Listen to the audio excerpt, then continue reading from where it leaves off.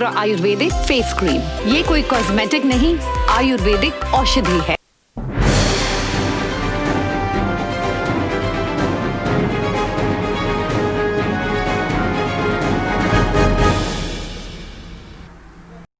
नमस्कार, सत्ता किरण में आप सभी का स्वागत है। मैं हूं आपके साथ सुनीता पटेल। मध्य प्रदेश के 19 जिलों की 28 विधानसभा सीटों पर उपचुनाव के लिए सुबह से वोटिंग जारी है। राज्य सरकार के 12 मंत्रियों समेत कुल 355 उम्मीदवार मैदान में हैं। दिन भर का हाल हमने आपको बताया, लेकिन आइए सुनवाते हैं प्रदेश अध्यक्ष वीडी शर्मा ने क्या कुछ कहा। हमारे स्टेट हेड राजेश सक्सेना जी ने उनसे चर्चा की। 28 विधानसभा सीटों पर मतदान जारी है। चर्चा के लिए हमारे साथ में है बीजेपी के प्रदेश अध्यक्ष और सांसद वीडी शर्मा साहब। चर्चा करेंगे इसी को लेकर। क्या कहेंगे, लगातार मतदान जारी है, बीजेपी और आप कितने उत्साहित हैं? देखिए, भारतीय जनता पार्टी उत्साहित है। मैं भी भारतीय जनता पार्टी का हिस्सा हूं, एक कार्यकर्ता हूं और प्रदेश अध्यक्ष की जिम्मेदारी है। जिस प्रकार से मतदान हो रहा है, बड़ी संख्या में जो जनता में उत्साह है और जो ट्रेंड हम देख रहे हैं मध्य प्रदेश के अंदर, वो भारतीय जनता पार्टी के पक्ष में जिस प्रकार के मतदान का ट्रेंड है, उसके आधार पर सबसे पहले तो मैं मध्य प्रदेश की जनता को इस बात के लिए, हमारे 28 विधानसभाओं के लोगों को बधाई देता हूं कि वो बड़ी संख्या में मतदान कर रहे हैं। और भारतीय जनता पार्टी के कार्यकर्ताओं पर मैं बहुत गर्व है मुझे कि उन्होंने जो मेहनत की है और कांग्रेस की गुंडागर्दी, गुंडीजिम और दिग्विजय सिंह और कमलनाथ के इशारे पर जो करने का प्रयास किया, उसका जवाब भी कार्यकर्ताओं ने बूथ पर दिया है और बचे घंटों में और देंगे मतदान के आधार पर। इसलिए मैं ऐसा मानता हूं कि कांग्रेस की गुंडागर्दी, उनका जो चरित्र है, उसको करने का जो प्रयास किया भाजपा के ऊपर और अन्य दलों के ऊपर भी, मुरैना के अंदर गोलीबारी करने का उन्होंने बीएसपी कार्यकर्ताओं पर किया है, हमारे कार्यकर्ताओं पर हमले किए। तो ये अब मध्य प्रदेश की जनता इनके चरित्र को जान गई है और इसका जवाब इस चुनाव में अभी लगातार मतदान करके लोग दे रहे हैं। और ये 28 की 28 सीटें प्रचंड बहुमत से। दिग्विजय सिंह ट्वीट कर रहे हैं ईवीएम मशीन को लेकर लगातार सवाल। ये कांग्रेस का कैरेक्टर रहा है जब से वो मध्य प्रदेश नहीं, पूरे देश के अंदर जो अस्तित्व उनका खत्म हुआ है। कांग्रेस हार की ओर जब जाती है तो हार का ठीकरा किस पर फोड़ना है, तो दिग्विजय सिंह कमलनाथ जी ने, वो कमलनाथ जी से मिलकर के गए थे, फिर ट्वीट किया उन्होंने कि हार का ठीकरा किस पर फोड़ना है, तो ईवीएम। हमारी जमीन खिसक गई इसके लिए नहीं, हमने कुछ किया नहीं, 15 महीने का हिसाब नहीं दिया उसके कारण से नहीं, लेकिन ईवीएम के कारण से हम हार गए। तो अभी से कांग्रेस ने तैयारी की है। मैं तो पूरे मध्य प्रदेश के लोगों को कहना चाहता हूं कि दिग्विजय सिंह और कमलनाथ ने हार स्वीकार कर ली है और ईवीएम पर ठीकरा फोड़ने की तैयारी कर रहे हैं। चुनाव के ठीक 3 से 4 दिन पहले आपने भ्रष्टाचार के तमाम आरोप लगाए। आखिर क्या स्ट्रेटेजी इसको लेकर, इससे पहले क्यों नहीं? स्ट्रेटेजी देखिए बहुत साफ है। 15 महीने के अंदर आपने गरीब कल्याण की योजनाओं को बंद कर दिया, हर गरीब के हक और अधिकार को आपने छीन लिया। आप आयफावाड़ करते रहे, आपने कुछ किया नहीं। आप नचने कूदने लोगों को बुला करके और उनके साथ डांस करके फोटो खिंचवाते रहे। आप तो ये विकास कर रहे थे और गरीब कल्याण की योजनाएं बंद कर दी, गरीबों का हाथ छीन लिया। आपने विकास के मुद्दे पर कोई काम नहीं किया। तो आप मुझे बताइए कि जनता के बीच में आपने क्या किया और जो भ्रष्टाचार आपने किया वो हमने सामने रखा है। हमने तो नामजद बात की है। वीडी शर्मा कभी किन्हीं चीजों से, तथ्यों के आधार पर बात करते हैं। मेरे ऊपर दिग्विजय सिंह ने आरोप लगाया, आज भी मेरा केस चल रहा है। या तो जवाब दे, नहीं तो कोर्ट हिसाब किताब करेगा आपका। अगर मैंने उन शब्दों को बोला है तो जाइए ना, अगर गलत है तो आप जवाब दीजिए कि भाई इनसे आपका क्या संबंध था। रतलपुरी आपके भांजे हैं और उन्होंने 3600 करोड़ का घोटाला किया है, तो भैया आपके भांजे हैं ना, आप बताइए ना कि आपने क्या किया है, क्या संबंध है आपका। मध्य प्रदेश के अंदर भ्रष्टाचार में 281 करोड़ रुपए आपके पी और उनके पास पकड़े गए, कहां से आए, जवाब दीजिए ना। तो हमने तो तथ्यों पर बात की है। मैं कभी किसी इन चीजों से डरता नहीं हूं। जो बात होती है सामने आती है, उसका जवाब दे कमलनाथ। झूठ बोल करके, और कम से कम कमलनाथ जी भगवान को तो छोड़ो, आज आप भगवान के सामने भी झूठ बोल रहे हैं कि मैंने महाकाल का ये किया, मैंने ओमकारेश्वर का ये किया, मैंने वहां का वो किया। और चित्र कौन से डाल रहे हैं? हमारे सिंहस्थ के विकास के समय के चित्र डाल रहे हैं। तो कम से कम महाकाल को तो अपने झूठ से। मूल मुद्दे भटके इस चुनाव में, जिस तरह से धर्म की लड़ाई, सच झूठ धर्म की लड़ाई नहीं, ये 15 महीने का, हम तो विकास के मुद्दे की बात कर रहे थे। ये 15 महीने का हिसाब नहीं देना चाहते, इमोशनल ब्लैकमेलिंग करना चाहते। मेरा क्या कसूर है? अरे कसूर तो तुम्हारा मध्य प्रदेश की जनता जानती है। तुमको सत्ता क्यों होनी पड़ी? कसूरों के कारण से होनी पड़ी, ठीक है ना। अब आप कहते हैं कि मंगलवार है, मंगलवार तो हमारे लिए शुभ है। जिनके हृदय में मंगलवार और हनुमान जी बसे हैं। तुम तो केवल ढोंग रच करके आज मंगलवार की बात कर रहे हो। पहले कहते थे राम मंदिर का अस्तित्व ही नहीं है, राम मंदिर बनना ही चाहिए क्योंकि आपको मुस्लिमों का वोट चाहिए था, अल्पसंख्यकों का वोट चाहिए था। जिंदगी भर यही करते रहे आपने अल्पसंख्यकों के साथ भी क्या किया वो भी जानते हैं। इसलिए कमलनाथ जी, आपके इस दोहरे चरित्र को कम से कम भगवान को बचाओ। और भगवान का मुझे तो लगता है कि हम तो उन्हीं के आधार पर चलते हैं, हमारे तो हृदय में है। तो इसलिए इतना झूठ बोलना ये थोड़ा सा मुझे लगता है कि मध्य प्रदेश की जनता के लिए कुछ ज्यादा ही हो गया है। आखिर में 28 सीटें, 28 की 28। तो चलिए, बीजेपी के प्रदेश अध्यक्ष और सांसद वीडी शर्मा साहब जिस तरह से कह रहे हैं कि पूरी तरीके से कॉन्फिडेंट है बीजेपी 28 से 28 सीटें जीतेगी। कैमरा पर्सन अंकित के साथ राजेश सक्सेना, न्यूज़ वन, भोपाल। तो प्रदेश अध्यक्ष वीडी शर्मा से बात की स्टेट हेड राजेश सक्सेना जी ने, जिनका साफ तौर पर यही कहना है कि अब कांग्रेस के पास बोलने के लिए कुछ बचा नहीं है, इसलिए ईवीएम पर वे लगातार जैसे पहले भी दोषारोपण करते आए हैं। लेकिन सबसे महत्वपूर्ण बात, आखिर जब 2018 में छत्तीसगढ़ और राजस्थान में ईवीएम की बदौलत और जनता के मतदान की बदौलत सत्ता में कांग्रेस आई, तो आखिर ईवीएम को जो है वो इसको लेकर दोषारोपण क्यों नहीं किया गया। साथ ही जीत को लेकर भरोसा भी साफ तौर पर नजर आया। तो कहीं ना कहीं उम्मीदवार जो कि मैदान में है उनको लेकर भी भाजपा आश्वस्त है कि तमाम उम्मीदवार जो हैं वो इस चुनाव में, इस रण में अपना फतेह जो है वो हासिल करेंगे। चुनाव के दौरान 63,67,751 मतदाता मैदान में हैं और आपको बता दें कि यही आपकी किस्मत का जो फैसला है वो ईवीएम में कैद करने वाले हैं। प्रत्याशियों के लिए आज का दिन बहुत जो है भारी पड़ने वाला है, क्योंकि कहीं ना कहीं आज सबसे महत्वपूर्ण बात यह है कि उनकी किस्मत का फैसला आज ईवीएम में कैद हो जाएगा। तो सत्ता के रण में 28 सीटों पर विधानसभा के उपचुनाव चल रहे हैं और उपचुनाव को लेकर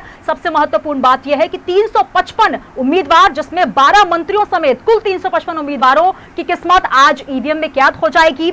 दोनों ही कांग्रेस बीजेपी दोनों ही पार्टियों ने अपने रण में तमाम जो गोटियां थी उनको सेट कर लिया, सारी व्यवस्थाएं की, ताबड़तोड़ रैलियां हुई, चुनाव प्रचार हुआ। लेकिन आज वो दिन है 3 नवंबर का दिन और मंगलवार का दिन, जैसा कि सुबह से आप सुन रहे हैं कि मंगलवार का दिन है और किसका मंगल होगा ये आज देखना दिलचस्प होगा। तो 3 घंटे की पिक्चर बाकी है, क्योंकि 3 बज चुका है, 3 से लेकर 6 बजे तक का समय है और लगातार हमारे तमाम जो रिपोर्टर्स हैं वो आपको पल पल की खबरें दे रहे हैं। साथ ही हम आपको बता रहे हैं कि कैसे जो है परसेंटेज बढ़ रहे हैं, मिनट दर मिनट, घंटे दर घंटे, तो लगातार परसेंटेज बढ़ रहे हैं और 43% के आसपास का वोटिंग प्रतिशत अभी तक काउंट किया है। लगातार हम आपको अपडेट्स दे रहे हैं और इसके अलावा आपको सुनवा देते हैं भाजयुमो अध्यक्ष अभिलाष पांडे ने क्या कुछ कहा। उनका यही कहना है कि सत्ता के रण में जो है एक नया इतिहास लिखा जाएगा। आइए आपको सुनवाते हैं। मैं सभी नागरिक बंधुओं से निवेदन करता हूं कि मध्य प्रदेश में विकास की गाथा लिखी जा रही है। मध्य प्रदेश विकास की तरफ बढ़ रहा है। एक और विकास कराने वाली भारतीय जनता पार्टी है, दूसरी ओर ऐसे लोग हैं जिन्होंने मध्य प्रदेश को पीछे ढकेलने का काम किया है। मध्य प्रदेश के किसानों से, युवाओं से, माताओं बहनों से, बुजुर्गों से, सभी से झूठ बोलने का काम कांग्रेस ने किया है। मैं सभी मतदाताओं से निवेदन करता हूं कि विकास के साथ चलें, कमल के फूल के साथ चलें। मैं सभी नागरिक बंधुओं से निवेदन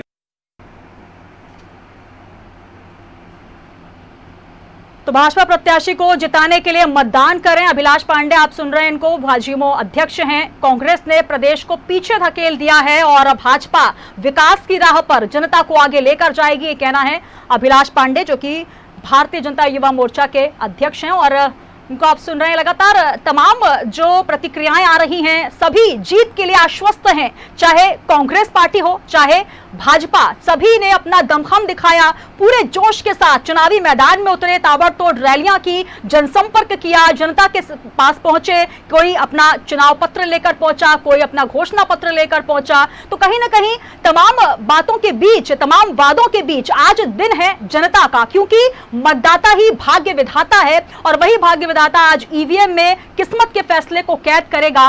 तमाम जो प्रत्याशी आज मैदान में है, जिसमें राज्य सरकार के 12 मंत्रियों समेत कुल 355 उम्मीदवार इस रण में हैं। और सत्ता के रण में सबसे महत्वपूर्ण बात यह कि उपचुनाव हो रहे हैं 28 सीटों पर, और यह सबसे बड़ा उपचुनाव इसलिए माना जा रहा है कि इससे पहले इतना बड़ा उपचुनाव तमाम सीटों पर कभी नहीं देखा गया। इसलिए ये मध्य प्रदेश की जनता के लिए भी बहुत दिलचस्प है, क्योंकि 2018 के अगर हम चुनावों की बात करें, जनता ने अपना फैसला सुनाया, उसके बाद ये 15 महीने का कार्यकाल कांग्रेस का, और अब एक बार फिर सत्ता में वापसी के लिए जहां कांग्रेस सपने देख रही है, तो वहीं कहीं ना कहीं अपनी साख बचाने के लिए बीजेपी जद्दोजहद करती नजर आ रही है। तो लगातार हम आपको अपडेट्स दे रहे हैं। राज्य सरकार के 12 मंत्रियों की साख दांव पर लगी हुई है, 355 उम्मीदवार मैदान में हैं और लगातार मतदाता मतदान केंद्रों तक पहुंच रहे हैं। सुबह 7 बजे से मतदान की प्रक्रिया शुरू हुई है, और सबसे महत्वपूर्ण बात यह है कि इस बार जो मतदान का प्रतिशत भी है वो लगातार बढ़ रहा है। तो कहीं ना कहीं कोरोना महामारी के साए के बीच जो लग रहा था कि अगर मतदाता पहुंचेंगे कि नहीं, लेकिन जागरूकता साफ तौर पर नजर आ रही है। लगातार हम आपको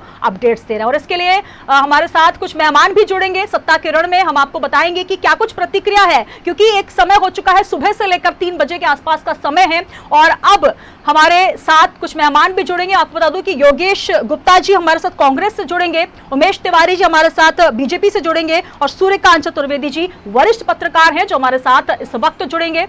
तो आपको बता दें कि आज 28 सीटों पर सुबह से मतदान की प्रक्रिया शुरू हो चुकी है, और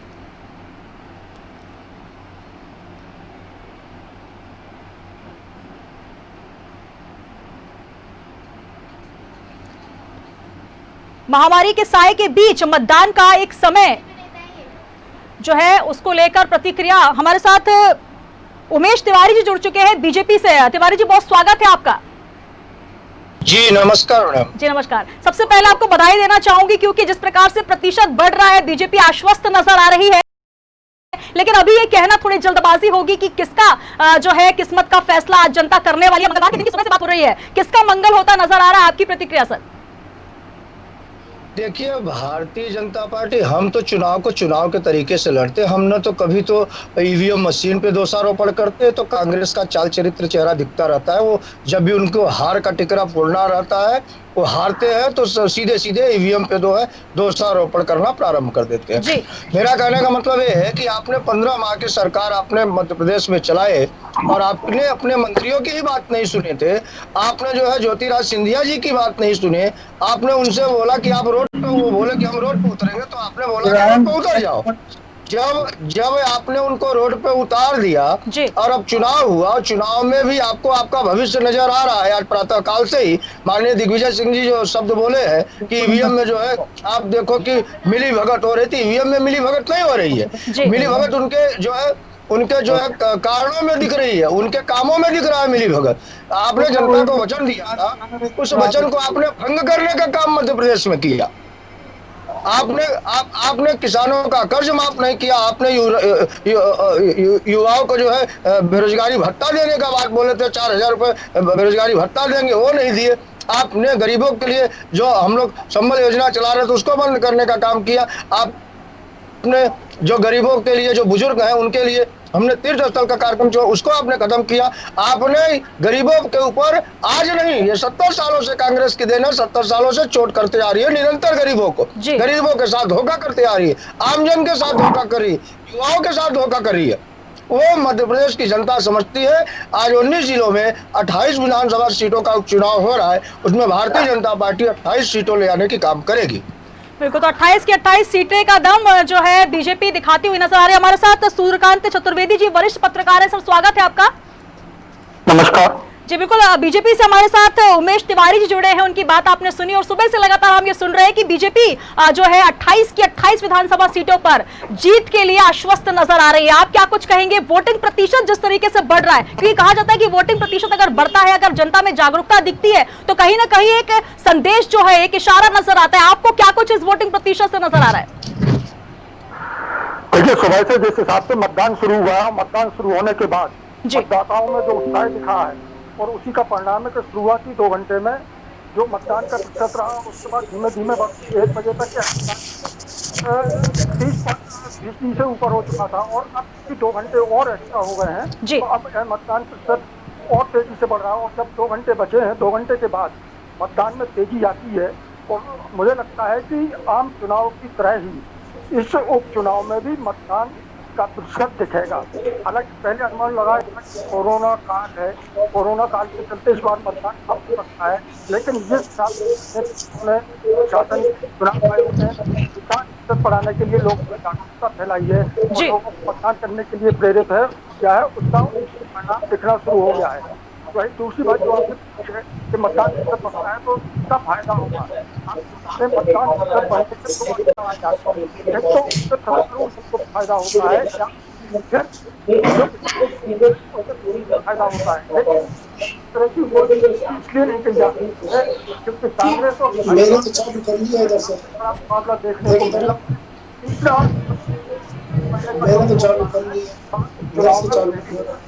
के प्रत्याशी मैदान में उतरे हैं और स्वाभाविक रूप से जब तीनों दलों के बीच कई सीटों पर मुकाबले की स्थिति बनी है तो हर प्रत्याशी चाहता है, हर प्रत्याशी का समर्थक चाहता है कि उसके अधिक से अधिक मतदान हो और उनके कार्यकर्ता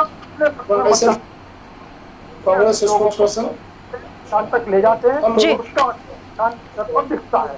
तो इसलिए अभी अनुमान लगाना यह कठिन है कि क्या होगा, लेकिन भाजपा के प्रवक्ता ने किस हिसाब से दावा किया है, मैं कहता हूं कि भाजपा हो, कांग्रेस हो, बसपा हो, जो भी राजनीतिक दल चुनाव लड़ते हैं तो इसी तरह के दावे करते हैं और दावे किए भी जाने चाहिए क्योंकि इस तरह के दावे उसके कार्यकर्ताओं में उत्साह भरने का काम करते हैं। जब कार्यकर्ता उत्साहित होता है तो और अधिक मन से मतदाताओं को बाहर निकालता है, मतदान करवा, उससे निश्चित रूप से मतदान का प्रतिशत बढ़ता है। और कांग्रेस के अभी इसी तरह के दावे करेंगे, भाजपा के तो कर ही रहे हैं, तो इसमें कोई नई बात नहीं है। लेकिन ये सब जानते हैं कि इस बार भाजपा और कांग्रेस के बीच कड़ा मुकाबला है और 28 सीटों का जो दावा भाजपा द्वारा किया जा रहा है वो अपने उनके पॉलिटिकल एनालिसिस हो या उनके दावे हो उस हिसाब से उनका ठीक है, लेकिन कोई भी दल खासतौर पर भाजपा और कांग्रेस पूरी 28 की 28 सीटें जीतने की स्थिति में इस समय नहीं है। जी बिल्कुल, साफ तौर पर कड़ा मुकाबला है, दिलचस्प मुकाबला है और लगातार इस पर आप भी एनालिसिस कर रहे हैं, विश्लेषण कर रहे हैं। हालांकि बीजेपी आश्वस्त बहुत नजर आ रही है, 28 की 28 सीटें जीतने का दावा जो है उमेश तिवारी जी कर रहे हैं। हालांकि अगर 28 सीटें आने की बात तो कहीं ना कहीं थोड़ी सी मुश्किल लग रही है, लेकिन असंभव राजनीति में कुछ भी नहीं होता और किस करवट उठ बैठेगा ये देखना बहुत दिलचस्प होगा। उमेश तिवारी जी, 28 सीटें का दावा आप कर रहे हैं, अगर बात की जाए, कुछ पीछे चला जाए, 20 मार्च को कमलनाथ जी ने इस्तीफा दिया था, एक साथ पूरा जो कांग्रेस का कुनबा है वो टूटकर बीजेपी में आ गया, तो कहीं ना कहीं एक बड़ा यह मुकाबला देखा जाएगा। और सबसे जो महत्वपूर्ण अंचल माना जा रहा है ग्वालियर चंबल का अंचल, और अगर मंत्रियों की बात की जाए, राज्य सरकार के 12 मंत्रियों की साख दांव पर लगी है। क्या लगता है तमाम सीटों पर जो मंत्री पहुंचे, तमाम स्टार प्रचारक पहुंचे, आप अपनी बात पहुंचाने में जनता तक कितने कामयाब नजर आ रहे हैं? देखिए, भारतीय जनता पार्टी के कार्यकर्ता एक एक घर, हम लोग तो घर घर एक पन्ना प्रमुख बनाते हैं, घर घर तक हम जाते हैं। हमारी सरकार के द्वारा पूर्व में जो हमने 15 साल का काम किया, हमारे केंद्र सरकार द्वारा जो काम की जी। चलो, उमेश तिवारी जी हमारे साथ जुड़े हैं और उनका यही कहना है कि 15 साल में जो काम किया है, हमारे साथ वो जुड़ते हैं तो फिर से हम बात करेंगे। यहाँ पर चतुर्वेदी जी, सबसे महत्वपूर्ण बात, 15 महीने वर्सेस 15 साल, ये शुरुआती दौर से देखने को मिल रहा है। 15 साल का एक कार्यकाल बीजेपी का और 15 महीने का कार्यकाल कमलनाथ सरकार का। हालांकि बहुत कोशिश की, शुद्ध के लिए युद्ध चलाया, जो माफिया थे उनके लिए एक बड़ा जो है संकट पैदा कर दिया, तमाम ऐसी चीजें उन्होंने की, लेकिन बहुत सारे इल्जाम बीजेपी की तरफ से लगे कि जैसे ही वो सत्ता में आए तबादलों का, ट्रांसफर का दौर शुरू हो चुका था, तमाम ऐसी चीजें थी जो जनता चाहती थी वो नहीं कर पाए। आप किस तरीके से देखते हैं इस 15 महीने वर्सेस 15 साल को? देखिए, आपको बता दें कि 15 साल की तुलना 15 महीने से तो नहीं की जा सकती है, 15 महीने की तुलना 15 साल से की जानी चाहिए।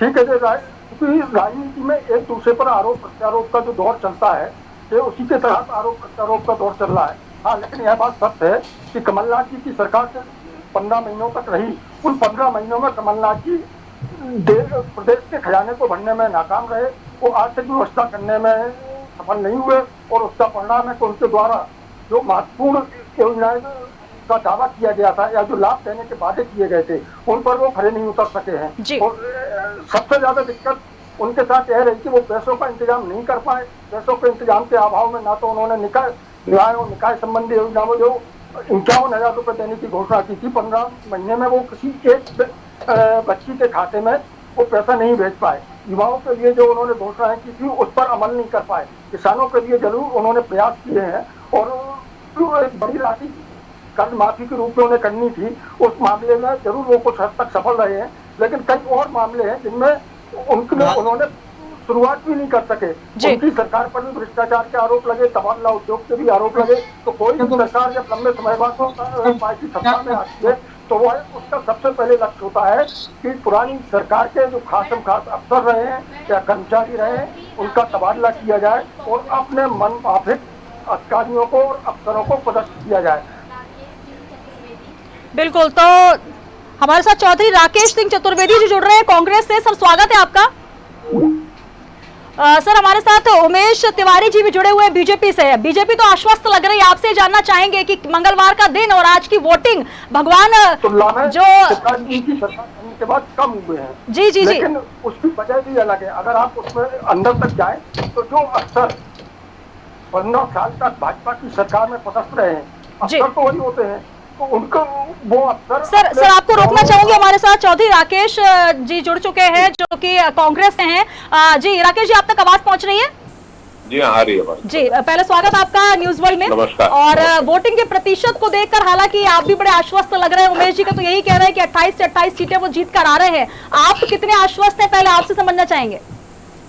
देखिए, ये चुनाव आम चुनाव की तरह भी नहीं हुआ है, मेरा ये मानना है। चुनाव जो हुए हैं वो उससे भी ज्यादा ताकत लगा के राजनीतिक दलों ने चुनाव लड़ाया 28 का 28। और जहां तक अभी मैं सुन रहा था तिवारी जी को और आपकी बातचीत को भी, तो अब जो अधिकारी है मैडम, निर्वाचन आयोग तो चुनाव के 10 तारीख तक है जब रिजल्ट आ जाएगा। उसको अधिकारी को अभी मध्य प्रदेश में अगर सरकार इनकी कंटिन्यू करती है तो उनको भय ये रहता है कि उनको 3 वर्ष अभी रहना है इनके साथ, अगर ये कंटिन्यू करते हैं जी। और जहां तक 28 सीटों की बात है, ये बात सत्य है कि कांग्रेस के पक्ष में माहौल था, जनता की हमदर्दी कांग्रेस के साथ थी कि जिस तरीके से चुनी हुई सरकार को गिराया गया वो उसको गैर लोकतांत्रिक माना जनता ने, और जनता ने पसंद नहीं किया। लेकिन मैं ये भी मानता हूँ, आज तिवारी जी कह रहे हैं कि सरकार बन रही है, जो मैं ऐसे गणित और ऐसी पांडित्य की बात नहीं करता हूँ। अगर प्रतिशत 57%, 58% जाएगा तो कांग्रेस की सरकार बनना के करीब रहेगी, मेरा ये मानना है जी। अगर क्या लगता है चौधरी राकेश जी, जिस प्रकार से आपने बात की कि जनता की हमदर्दी आपके साथ है, तो हमदर्दी की बदौलत इतने वोट आप जीत पाएंगे, इतनी सीटें आप जीत पाएंगे, 28 सीटें, जो कि एक बहुत बड़ी कड़ी टक्कर या यूं कहा जाए एक बहुत ही बड़ा टारगेट है। जी, ये निश्चित ये बात सही है कि बहुत बड़ा टारगेट है 28 सीटें जीतना। लेकिन हम 1-2 कम भी कर दे तो कांग्रेस के पक्ष में वातावरण था जी। अगर वोटिंग परसेंटेज 55 रहेगा, 55 से नीचे रहेगा, तो मेरा मानना ये है कि कमजोरी रहेगी कांग्रेस की। और अगर 55 से ऊपर जाएगा, 58, 59, 60 जाएगा, तो कांग्रेस की सरकार बनना मेरे हिसाब से लगभग करीब पहुंच जाएगी। बिल्कुल, तो लगभग तय माना जाए, और लगभग में कहीं ना कहीं एक आशंका भी छुपी हुई है। जी उमेश तिवारी जी, आपका पक्ष लेना चाहूंगी, क्या कुछ कहेंगे आप कांग्रेस के पक्ष के बाद? देखिए, भारतीय जनता पार्टी हमारे तो एक कार्यकर्ता वो भरोसा से लबालब है।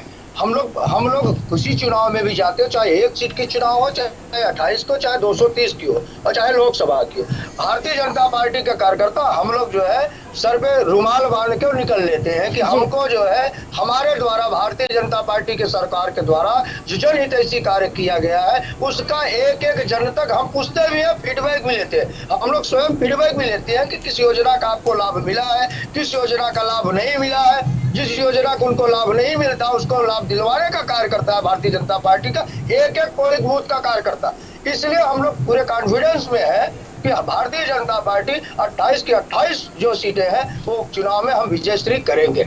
बिल्कुल यहाँ पर, लेकिन जी उमेश जी जब आप कैंपेन करने पहुंचे, जहां भी पहुंचे, कहीं ना कहीं जनता का रुख, क्योंकि हमने भी जानने का प्रयास किया सत्ता के एमपीपीएल में, तो साफ तौर पर ये नजर आ रहा था कि जो प्रत्याशी है उनसे कहीं ना कहीं जनता थोड़ी नाखुश जरूर नजर आई, क्योंकि एक पार्टी जो कि जनता ने चुनकर एक बड़ा मैंडेट देकर जो है अपनी सत्ता की सीट पर बैठाया, उनको ही सिरमौर बनाया, और कांग्रेस पार्टी जब आई उसके बाद कहीं ना कहीं जोड़ तोड़ की सरकार बनके बीजेपी आई, तो कहीं ना कहीं जो प्रत्याशी कांग्रेस से चल के अब बीजेपी में आए हैं, तो थोड़ा सा एक उनको जनता की नाखुश जो है वो देखने को मिली है, नाखुशी देखने को मिली है। उसके बाद जनता किस तरीके से आपको संतुष्ट कर पाएगी, क्योंकि आज का दिन बहुत ज्यादा महत्वपूर्ण है और सुबह से यही बात हो रही है, मंगलवार का दिन है, तो सभी जो है भगवान की शरण में जा रहे हैं। जहां पर सीएम शिवराज सिंह चौहान सुबह सुबह मंदिर पहुंचे, तो वही कमलनाथ जी जो है वो हनुमान जी पर माथा टेकते हुए नजर आए। लेकिन महत्वपूर्ण बात यह है कि सत्ता में, राजनीति में जो जनता है वही भगवान होती है, और अगर जनता कहीं ना कहीं नाखुश होगी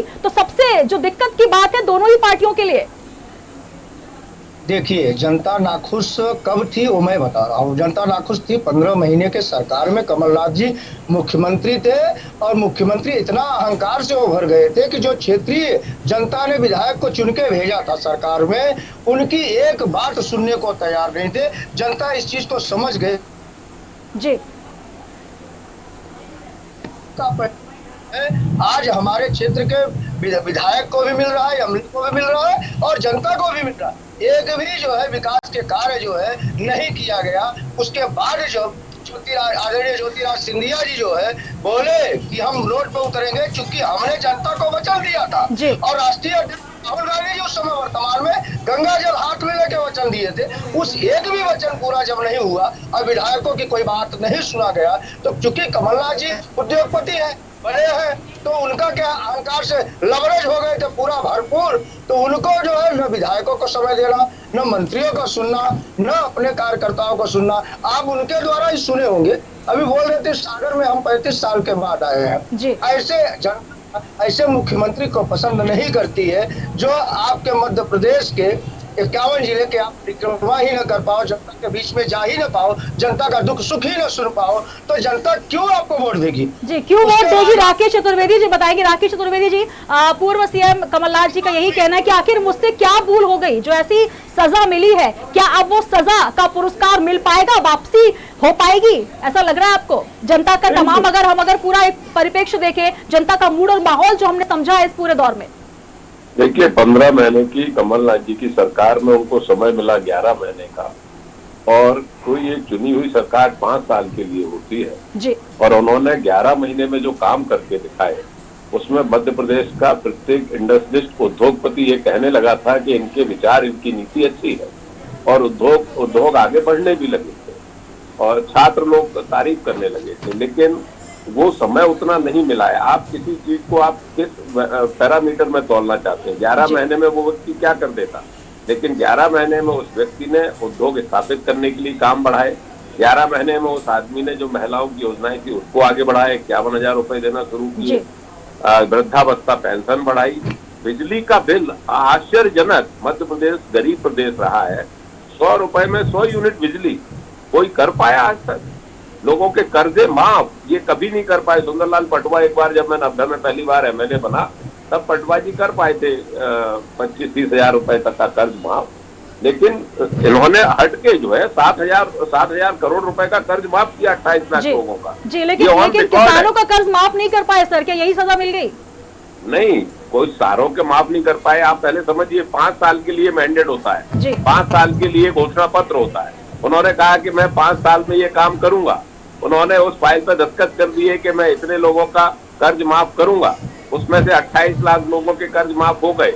अब 5,000 लोग रह गए और 6 लाख लोग रह गए और 5 लाख लोग रह गए जो 50,000 से ऊपर के थे, उनके कर्ज माफी की प्रक्रिया चल रही थी। दूसरे लॉट का जो है पैसे सैंक्शन भी हो गए थे, लेकिन तब तक सरकार गिर गई। तो 11 महीने में आप क्या पूरे लोगों का सारे काम करवाना चाहते थे? आपने सरकार नहीं चलने दी, आपकी नीयत ठीक नहीं थी, जनता में दौड़ में आप पिछड़ गए थे, गिर गए थे, लंगड़े हो गए थे। शिवराज सिंह जी को नकार दिया था, बीजेपी की योजनाओं को नकार दिया था, बीजेपी की विचारधारा को नकार दिया था, लेकिन जो कूटनीति तरीके से, चालाकी तरीके से आपने खरीद फरोख्त करके, ये वो पार्टी है जो अपने आप को बहुत सुसंस्कृत पार्टी कहती थी, ये वो जी, पार्टी जी, है जो अपने लेकिन- आप को लेकिन बड़ी सर- त्यागी और तपस्वी कहती थी, जिसने खरीद के मध्य प्रदेश में किसानों की मंडी लगा दी। जी राकेश सिंह जी, लेकिन सबसे महत्वपूर्ण बात है कि पॉलिटिक्स में और राजनीति की अगर हम बात करें तो सब कुछ जायज ऐसा होने लगा है, क्योंकि जिस तरीके की भाषा का इस्तेमाल हुआ, जिस तरीके की कैंपेन हुई, जिस तरीके का स्तर राजनीति का दिखा है, खरीद फरोख्त हो, जो एक लगातार आपकी तरफ से वाक्य आ रहा था कि टिकाऊ चाहिए, बिकाऊ नहीं चाहिए, तमाम ऐसे जुमले निकले, लेकिन उन जुमलों का जनता पर क्या कुछ असर पड़ा? सूर्यकांत चतुर्वेदी जी, इस पूरे इलेक्शन की अगर हम जिक्र करें, टाइगर जिंदा से लेकर कुत्ते बिल्ली तक बात आ गई, मतलब ये स्तर जो हुआ है राजनीति का, कहीं ना कहीं क्या जनता इस बात को नहीं समझती? किस तरीके से जनता देखती है, किस तरीके से एक राजनीतिक विश्लेषक के तौर पर आप देखते हैं? देखिए, जनता सारी चीजें समझती है, हर शब्द का अर्थ समझती है। अंतर इतना है कि वो सिर्फ और सिर्फ मतदान के दौरान अपना निर्णय लेती है। जनता नहीं जानती। मैं तो ये कहूँगा कि राजनीति का एक उच्च स्तर बनाए रखना चाहिए, और ये सारा का सारा जिम्मा होता है राजनेताओं का, क्योंकि जब आप किसी भी सार्वजनिक जीवन में आते हैं तो आप जनता के आइकॉन बनते हैं, कार्यकर्ताओं के आइकॉन बनते हैं। अगर आपका वो आइकॉन बनना है तो आपको अपनी कार्यप्रणाली, अपनी शब्दावली, इन सारी चीजों का ध्यान रखना चाहिए। आपके कहे हुए शब्द से किसी को घटना हो, इस तरह की चीजों का अगर आप ध्यान नहीं रखेंगे, स्वाभाविक रूप से जनता आपको अपना निर्णय अपने मताधिकार के माध्यम से सुनाएगी। जी। लेकिन मैंने पहली बार देखा है मध्य प्रदेश में इतनी बड़ी सीटों पर एक साथ उपचुनाव हो रहे हैं, और यह उपचुनाव आप चुनाव की तरह ही लड़ा गया है दोनों दलों द्वारा। और पहली बार ही मध्य प्रदेश के उपचुनाव में बहुजन समाज पार्टी ने प्रत्याशी खड़े किए हैं। लेकिन इस पूरे प्रचार के दौरान आप किसी भी दल के किसी भी नेता को ले लें, बड़े से बड़े, छोटे से छोटे नेता, उन्होंने इस तरह के शब्दों का प्रयोग किया है वो राजनीति के लिए उचित नहीं किए कहे जा सकते हैं। स्वाभाविक रूप से राजनेताओं को अपने बोलने की, अपनी शब्दावली की एक लक्ष्मण रेखा खींचनी चाहिए, और सबको ध्यान रखना चाहिए कि उस लक्ष्मण रेखा को कोई पान ना करे। लेकिन राजनीति में ऐसा होता नहीं है, और आगे भी मुझे लगता है कि इस तरह जब तक राजनीतिक दल के लोग खुद न चाहेंगे, जब तक उस पर विराम लगना मुश्किल है। बिल्कुल, तो कहीं ना कहीं दोनों ही दलों को, दोनों ही पार्टियों को ये समझना जरूरी है। लेकिन आज का दिन इस बात का जिक्र करने का है कि जो वोटिंग प्रतिशत आ रहा है लगातार, वो भी काफी दिलचस्प है। हालांकि दिन का समय है तो थोड़ा सा प्रतिशत अभी जो है मतदान केंद्रों में लोग कम नजर आ रहे हैं, लेकिन कहीं ना कहीं सुबह से जी मैं आपको बता दूं, जिस हिसाब से मतदान हो रहा है, मतदान प्रतिशत बढ़ रहा है, आप यह तो तय मानिए कि इससे भाजपा हो, कांग्रेस हो, बसपा हो, इन तीनों दलों के अनुमान गलत साबित होने की संभावना बनी हुई है। मुझे लगता है कि चौंकाने वाले परिणाम आएंगे, और यह आप तय मानिए कि पहली बार ऐसा हो रहा है कि मध्य प्रदेश में कई सीटों पर त्रिकोणीय चुनाव की स्थिति बनी है, और कड़े मुकाबले में नेता फंसे हुए हैं। मध्य प्रदेश सरकार के 12 में से 10 मंत्री, इस बार 12 मंत्री कहे जाए, जिसमें से 2 लोगों ने अभी इस्तीफा देना पड़ा है तकनीकी कारणों से। तो मुझे कोई आश्चर्यजनक बात नहीं लग रही तो उन 12 में से 4 मंत्री इतने कड़े मुकाबले में फंसे हैं कि अभी उनके मामले में कुछ भी कहना मुश्किल है, और अंदाज लगाना भी मुश्किल है। और मुझे लगता है कि हमारे भाजपा के अगर प्रवक्ता हाथ रखकर कहेंगे तो वो सच सामने आ जाएगा, और कई जगह कांग्रेस को जहाँ मुश्किल का सामना करना पड़ा है, वही भाजपा को अपने असंतुष्ट नेताओं का सामना करना पड़ा है, और उसका हो सकता है कि प्रभाव इस मतदान पे आज दिखे, वो 10 तारीख को परिलक्षित हो जाएगा। बिल्कुल, तो अप्रत्याशित चुनाव है और दिलचस्प चुनाव है। यहाँ पर कोई भी पार्टी हालांकि ये स्पष्ट नहीं कह सकती कि कितने जो है वो सीट हासिल करेगी। हालांकि बीजेपी पूरी तरह से आश्वस्त नजर आ रही है, और राकेश जी ने तो कह दिया है कि संभावना है, तो संभावना में कुछ भी हो सकता है। उमेश तिवारी जी, आपकी तरफ आना चाहूंगी। जिस तरीके के चुनाव हमने इस बार देखे, एक दल से दूसरे दल में जब नेता पहुंचते हैं तो कहीं ना कहीं उनके लिए भी बड़ी मुसीबत हो जाती है, क्योंकि एक पार्टी को आप कोसते हुए सालों निकाल देते हैं और फिर आप दूसरी पार्टी में पहुंचते हैं। कांग्रेस के जो 22 विधायक टूटकर जब बीजेपी में आए, तो अब जब उसी क्षेत्र में वो जाते हैं और अब बीजेपी के पक्ष में वोट मांगते हैं, तो कहीं ना कहीं उनके लिए भी बड़ी दिक्कत है। वैसा ही वही बात जो है सूर्यकांत जी कह रहे हैं कि अब एक कड़ी टक्कर भी देखी जा रही है, और कहीं ना कहीं जद्दोजहद देखी जा रही है। कई ऐसी सीट है, सावेर सीट को ले लीजिए, सांची सीट को ले लीजिए, कई ऐसी सीटें हैं जहां पर मंत्रियों की साथ दांव पर लगी है। कितनी सीटें ऐसी जो है वो आप बचा पाएंगे और जनता आपके साथ न्याय कर पाएगी? देखिए, मैं आपको एक चीज बताऊं, जिस दिन कांग्रेस की सरकार 2018 में बनी है, जनता से बड़े बड़े वादे किए गए थे। माननीय राष्ट्रीय अध्यक्ष कांग्रेस के राहुल गांधी जी यही जमुरी मैदान में एकदम ऐसा वचन दिए थे कि 10 दिन में यदि किसानों को कर्ज माफ नहीं होगा, युवाओं को बेरोजगारी भत्ता नहीं मिलेगा, तो कहे थे कि कांग्रेस कर्ज माफ नहीं, तो मुख्यमंत्री साफ नारा दिए थे 10 दिन में, आप ध्यान देना।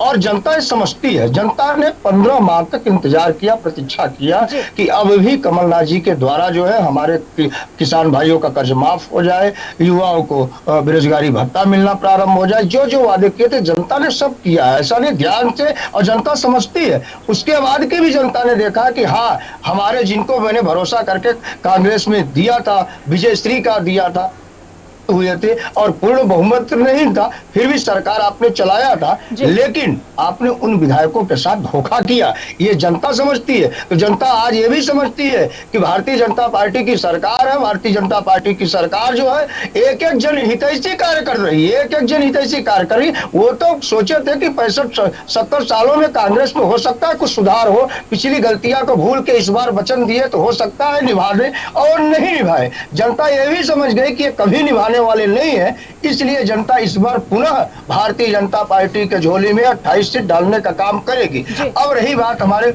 वरिष्ठ पत्रकार बड़े भाई हमारे बोले हैं, हाँ होता है, ये मैं स्वीकार करता हूँ। किसी भी दल से जो दल में आते हैं तो थोड़ा बहुत कार्यकर्ताओं के अंदर नाराजगी होती है, लेकिन भारतीय जनता पार्टी ही एक ऐसी पार्टी है कि नाराज कार्यकर्ताओं को भी हम मनाने का कार्य करते हैं। हमारे कार्यकर्ता सहज ही मान जाते हैं और पार्टी के लिए पुनः जो है वो मैदान में उतर जाते हैं। बिल्कुल, बीजेपी के लिए सर ये भी कहा जाता है उमेश जी की बीजेपी की पार्टी में बागी दागी जो भी आ जाए वो शुद्ध हो जाता है, पवित्र हो जाता है, ऐसा भी आपके लिए कहा जाता है। बात बागी की और दागी की नहीं है, बात अन्याय की है, बात अहंकार की है। आप अहंकार में जो है, आप विधायकों से मिलने तक का आपके पास समय नहीं है। आप मुख्यमंत्री हो किसी प्रदेश के, आप 51 जिले का भौगोलिक स्थिति आपको नहीं पता है, आप भूगोल स्थिति वहां जाते नहीं हो। आप सागर में कह रहे हो हम 35 साल में आ रहे हैं, आप ग्वालियर कह रहे हो हम 15 महीने के बाद आ रहे हैं, आप अपने कार्यालय 22 महीने में जा रहे हो, तो जनता क्या भरोसा करेगी? जनता उस पर भरोसा करेगी, शिवराज जी पे भरोसा करेगी कि वो उनको क्या करते हैं, पग वाले भैया, वो चलने वाले। मतलब ये समझो कि एक एक जिला के एक एक ब्लॉक स्तर के एक एक गांव तहसील, मतलब ऐसा कोई मध्य प्रदेश का ब्लॉक नहीं है जहां पे मुख्यमंत्री जी साल में जो है 10 बार, 12 बार, 5 बार, 4 बार न गए हों। तो जनता ये जानती है, जो काम करता है, जो वास्तविक में किसान पुत्र है, जो सबका दुख सुख समझता है, उसको वोट दो। उनको तो चलो बोल वचन में आ गए थे कि 15 साल से भारतीय जनता पार्टी की सरकार है, चलो थोड़ा सा इनको भी देख ले, बड़ी लंबी लंबी वचन दे रहे हैं, हो सकता है राहुल गांधी जी कुछ कांग्रेस में परिवर्तन ले आए। लेकिन आप एक चीज और आपने देखा कि नहीं, इस चुनाव में कमलनाथ जी को राहुल गांधी जी ने बोला है कि आप क्षमा मांगो, और ये अपने अहंकार में वहां भी क्षमा नहीं मांगे हैं, और इसलिए स्टार प्रचारक कैंपेन में वो लोग नहीं आए। राहुल गांधी जी भी नहीं आए, प्रियंका गांधी जी भी नहीं आए। क्यों नहीं आए? ये इनके जो बिल्कुल ये जवाब हमें चौधरी राकेश सिंह जी देंगे। नहीं है मध्य प्रदेश में। जी यहाँ पर चौधरी साहब जवाब आपसे मांगा जा रहा है बीजेपी की तरफ से कि आखिर स्टार प्रचारक, क्योंकि धुआंधार कैंपेन हुआ बीजेपी की तरफ से, तमाम स्टार प्रचारक आए, हालांकि यहाँ सचिन पायलट जी जरूर आए, राजस्थान से मध्य प्रदेश तक, कई छत्तीसगढ़ से भी नेता बड़े आए, लेकिन सबसे महत्वपूर्ण बात, राष्ट्रीय स्तर से राहुल गांधी जी नहीं आए, प्रियंका जी जो कि हर तरफ पहुंचती हैं समर्थन में कांग्रेस के, आखिर मध्य प्रदेश में ऐसी खींचतान क्यों नजर आती है, और क्या यही वजह है कि इसका फायदा जो है दूसरी पार्टी को मिल जाता है, बीजेपी को मिल जाता है? आप क्या कहेंगे? ये स्टार कैंपेन में थे, तो मैडम भी थी, तो प्रियंका गांधी भी, और लेकिन पहुंच नहीं पाए राहुल गांधी भी थे। लेकिन ये सामने जो बैठे हुए मेरे काबिल दोस्त हैं, उनको मैं ये निवेदन करना चाहता हूँ कि उन्होंने कहा है कि कर्ज माफ नहीं हुई। ये बात ऑन रिकॉर्ड है, मैं थोड़ा सा पढ़ता लिखता भी हूँ, विधानसभा को मैं संवैधानिक संस्था मानता हूँ, और मैंने वो प्रश्नावली देखी है जो इसमें मंत्री ने उत्तर दिया है कि 28 लाख, उसी के आधार पर मैं बोल रहा हूँ कि 28 लाख किसानों का कर्ज माफ हुआ कमलनाथ जी के द्वारा। जहां तक मेरे काबिल दोस्त ये कह रहे हैं कि इन्होंने वादा किया था, ये किया था, मेरे ख्याल से इनकी मेमोरी कमजोर है, ये भूल जाते हैं कि 15 लाख रुपए देने का वादा आज बैठे हुए प्रधानमंत्री जी है इन्होंने किया। इन्होंने कहा कि मैं काला धन लेके आऊंगा पूरे हिंदुस्तान में घूम घूम के, तो इनकी बात का हम क्या माने? जी, लेकिन आपसे सवाल सर ये है कि राष्ट्रीय नेतृत्व और मध्य प्रदेश में कमलनाथ जी के बीच कहीं ना कहीं एक खींचतान, खटपट जो है कुछ बयानों से भी नजर आया। इमरती देवी के बयान को लेकर जहां राहुल गांधी जी ने कहा कि मुझे ये पसंद नहीं है व्यक्तिगत तौर पे, कमलनाथ जी ने जवाब दिया। सेम ऐसा ही जो था वो सिंधिया जी के समय भी हुआ था कि सड़क पर उतर जाइए। तो कहीं ना कहीं आपसी खींचतान का असर देखिए, इतना बड़ा असर है कि अब मध्य प्रदेश में ये मध्य अवधि के चुनाव हुए हैं, उपचुनाव तक पहुंचना पड़ गया। तो कहीं ना कहीं ये खींचतान जो है आपको कहां तक लेकर जाएगी, क्योंकि जनाधार कहीं ना कहीं खिसकता हुआ नजर आ रहा है और ये कांग्रेस के भविष्य के लिए भी कहीं ना कहीं दिक्कत का है। क्या समझते हैं आप इसके लिए? नहीं, किसी भी राजनीतिक दल के लिए सक्रियता बहुत जरूरी है, लेकिन जहां तक आपने जो सज्जन कह रहे थे कि माफी मांगने के लिए कहा राहुल गांधी जी ने कमलनाथ जी से, मैं समझता हूं आपने जो शब्द दोहराए हैं वो ठीक दोहराए हैं। उन्होंने कहा है मैं व्यक्तिगत तौर से इसके पक्ष में नहीं हूं, किसी महिला के खिलाफ ऐसे शब्दों का इस्तेमाल किया जाए। उन्होंने माफी के लिए नहीं कहा, लेकिन मेरी राय यह है कि जब राहुल गांधी जी ने वोट दिया था तो उसको वहीं पटाक्षेप कर देना चाहिए।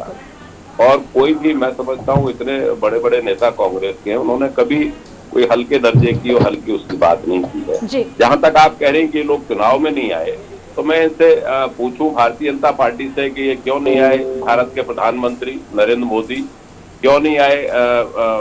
आपके जो है गृह मंत्री क्यों नहीं वहां से केंद्र से कोई नेता आया इनके पक्ष में? क्यों नहीं इनके इंचार्ज जनरल सेक्रेटरी आए जो भारतीय जनता पार्टी के थे? उन्होंने अवॉइड किया इनको, मुख्यमंत्री जी को और संगठन को अवॉइड किया। जी, या वो ये समझ रहे हैं कि तमाम स्टार प्रचारक या तमाम जो टीम पूरी तैयार है मध्य प्रदेश में शिवराज जी के नेतृत्व में, वो इतनी दमखम वाली है, इतनी सक्षम है कि उन्हें नेतृत्व की इतनी जरूरत नहीं है। यहाँ मैं सूर्यकांत जी की तरफ जाना चाहूंगी। सूर्यकांत जी, क्या कहेंगे इस पूरे बयान को कि कांग्रेस से शीर्ष नेतृत्व नहीं आया तो बीजेपी की तरफ से उंगली उठी, लेकिन जब बीजेपी की तरफ से नहीं आए तो आखिर क्यों? क्या सिर्फ ये समझा जा रहा है कि अपने दम पर बीजेपी यहाँ पर सब कुछ कर सकती है सीएम शिवराज सिंह जी के नेतृत्व में?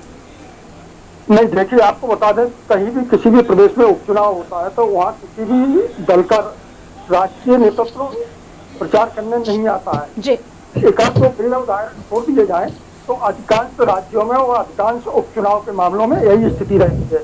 भाजपा की तरफ से भी ना कोई बड़ा इस तरह का आया, चाहे उसमें अमित शाह जी हो, चाहे नरेंद्र मोदी जी हो, राजनाथ जी हो, या तमाम बड़े नेता हैं जी है तो मध्य प्रदेश का प्रतिनिधित्व केंद्र में करते हैं और वही स्थिति कांग्रेस की भी है। कांग्रेस में भी कोई बड़ा नेता नहीं आया क्योंकि उपचुनाव में इस तरह की परंपरा रही नहीं है। अब बात स्वरूप एक आध जगह कहीं बड़ा नेता जाता है वो बात अलग है, लेकिन मैंने तो ऐसा नहीं जी। लेकिन सर बयानों में जो तलखियां आती हैं कहीं ना कहीं वो भी स्पष्ट कर देती है कि एक तालमेल जो होना चाहिए आपसी अंदरूनी, वो कहीं ना कहीं कम नजर आता है। उसका भी एक असर जो है वो दिखता है। नहीं, वो दिखता है, जो बात सही है, लेकिन आपको एक चीज और बता दूं कि प्रचार के मामले में और नेताओं के मामले में कांग्रेस पर भाजपा भारी पड़ती है, क्योंकि भाजपा के पास कई नामी और बड़े चेहरे इस प्रदेश से हैं कि वो उनके अलावा किसी की जरूरत नहीं चुनाव में पड़ती है। कांग्रेस में गिने चुने लोग हैं, कांग्रेस में उभरता होता है, अच्छा वक्ता होता है, जिसके पास जानकारियों का भंडार रहता है, जो पढ़ने लिखने वाला होता है, लेकिन वो नेता गुटबाजी का शिकार हो जाता है। और उसका उदाहरण हमारे और आपके सामने, आप कांग्रेस के चौधरी राकेश चतुर्वेदी जी से अभी बात कर रही हैं, उनसे अच्छा कांग्रेस में वक्ता मैंने तो नहीं देखा है फिलहाल, लेकिन कांग्रेस ने उनका उपयोग नहीं किया। वो सदन का मामला हो, सच्चे ज्ञान का मामला हो, हर चीज में उनसे अच्छा नेता मैंने कांग्रेस में इस समय नहीं देखा है। कांग्रेस में अच्छे चेहरे हैं, अच्छी क्षमतावान कार्यकर्ता हैं, लेकिन उन्हें वो गुटबाजी का शिकार होकर उभर नहीं पाते हैं, जिसकी वजह से कांग्रेस में इस तरह के नेतृत्व का अभाव रहता है, इस तरह के चेहरों का अभाव होता है जो जिनका उपयोग चुनाव में किया जा सके, संगठन में किया जा सके। इनके मुकाबले में भाजपा के पास ऐसे कई चेहरे मौजूद हैं जो अपने आप में पूरे 6 प्रदेश में जाने पहचाने जाते हैं, पहचान रखते हैं, अच्छे वक्ता हैं, जो प्रभावशील होते हैं जी।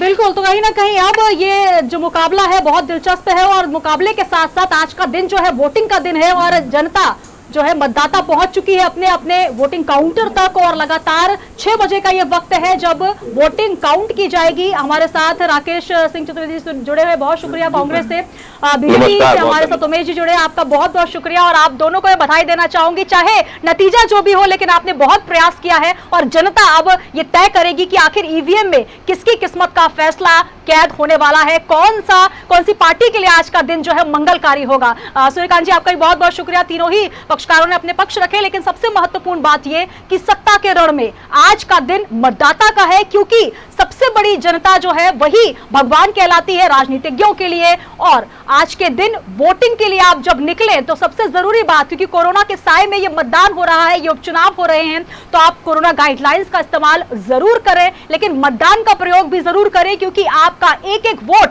बहुत कीमती है। तो घरों से निकलिए, क्योंकि थोड़ा समय बचा है, 6 बजे तक का वक्त है जब तक आप मतदान कर सकेंगे। ये 28 सीटें बहुत जरूरी है कि मध्य प्रदेश का भविष्य क्या होगा, मध्य प्रदेश की तस्वीर और तकदीर क्या होगी। सत्ता के रण में इतना ही, लगातार हम अपडेट्स आपको देते रहेंगे। नमस्कार।